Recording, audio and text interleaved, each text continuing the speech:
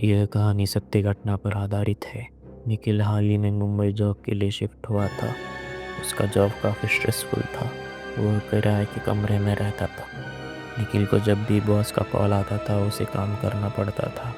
इसी कारण निखिल काफ़ी चिड़चिड़ा सा हो गया था। वह कई बार रात रात जग कर काम किया करता था। ऐसी एक रात उसे ओवर टाइम करना पड़ रहा था। काम तो घर से ही था मगर काफ़ी स्ट्रेसफुल था। बाहर बिजली और बारिश दोनों जोर से बरस रहे थे। निखिल अपने कंप्यूटर पर शांति से काम कर रहा था। घड़ी की आवाज़ और बारिश से निखिल की नींद उड़ चुकी थी। निखिल को तभी उसके बॉस का कॉल आता है। बॉस उसे कॉल पे काम देता जा रहा था। उसके कारण निखिल स्ट्रेस हो गया था। बॉस का कॉल ख़त्म होने के तुरंत बाद ही घर मालिक का कॉल आता है। निखिल ने पिछले महीने का रेंट नहीं भरा था, इसलिए वो बार बार कॉल कर रहा था। निखिल किराया देने का वादा करके फ़ोन काट देता है। निखिल फिर से अपने काम में जुट जाता है। काम करते वक्त उसे काफ़ी नींद आ रही थी। तभी दीवार से एक आवाज़ आती है।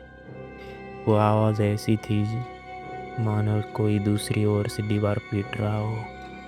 निखिल उस आवाज़ की ओर ध्यान नहीं देता। थोड़ी देर बाद वो आवाज़ फिर से आती है। इस बार निखिल चौकन्ना हो गया था।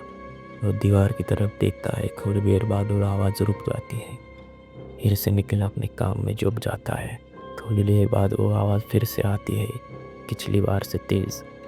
निखिल अपनी जगह से उठ के आवाज़ की तरफ जाता है। डिमर के पास खड़े होकर वो ज़ोर से चिल्लाता है, क्या तुम इन आवाज़ बंद कर सकते हो? मैं अपना काम कर रहा हूँ। इसके आगे निखिल कुछ कहे, वो आवाज़ बंद हो जाती है। निखिल अब चैन की सांस लेता है और फिर से अपने काम में लग जाता है। थोड़ी देर बाद फिर से वो आवाज़ आने लगती है, मगर इस बार ज़ोर से आती है। निखिल इस बार गुस्सा हो जाता है और चिल्ला के कहता है, देखो मुझे अपना काम करना है, मुझे वहाँ पे आने पे मजबूर मत करो। इतना कहते ही आवाज़ बंद हो जाती है। निखिल इस बार इतना गुस्सा हो गया था कि अब कोई उसके सामने आए उसे नहीं छोड़ेगा। निखिल अपने काम में फिर से जुट जाता है। थोड़ी देर बाद फिर से वह आवाज़ आती है, मगर इस बार लड़की के चिल्लाने की आवाज़ होती है। कोई दूसरी तरफ से ज़ोर ज़ोर से दीवार पीट रहा था। यह सुनकर निखिल डर जाता है। निखिल डरा हुआ भी और काफ़ी गुस्सा भी था। वो गुस्से में उठ के अपने कमरे से बाहर आ जाता है। वो आवाज़ जिस घर से आ रही थी उस घर के पास चला जाता है और ज़ोर से बेल बजाने लगता है। तभी एक आदमी दरवाज़ा खोल लेता है। वह आदमी काफ़ी डरावना लग रहा था। उसके चेहरे पे एक रोशनमय मुस्कान थी। निखिल उसे डांटते हुए कहता है, मूर्ख हो क्या, समझ नहीं आता, मैं काम कर रहा हूँ ना।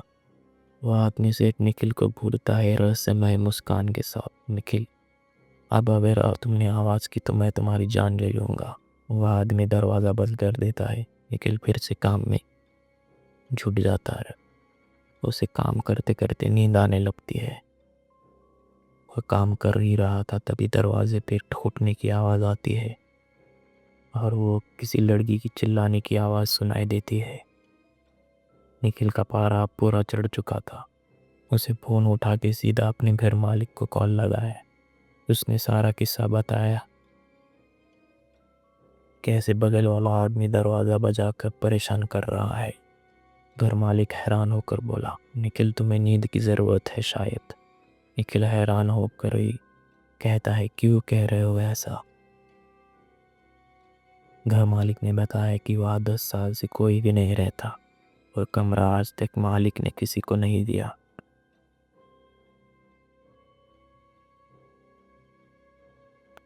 इसका कारण पूछने पर घर मालिक ने बताया, 10 साल पहले वह एक पति पत्नी रहा करते थे। किसी दिन झगड़े के कारण पति ने अपनी पत्नी को मार दिया था। यह सुनकर निखिल हैरान हो गया। उसे यकीन नहीं हो रहा था, इसलिए उसने जाकर चेक करना सही समझा। वह कमरे के बाहर आ जाता है और बेल बजा कर आवाज़ देता है और उसे ध्यान से देखने पर उसे वहाँ पे ताला नजर आता है। जी हाँ, उस कमरे का ताला मानो 8-9 साल से लगाया हुआ था। निखिल को यह घटना के बाद 10 दिन तक बुखार था।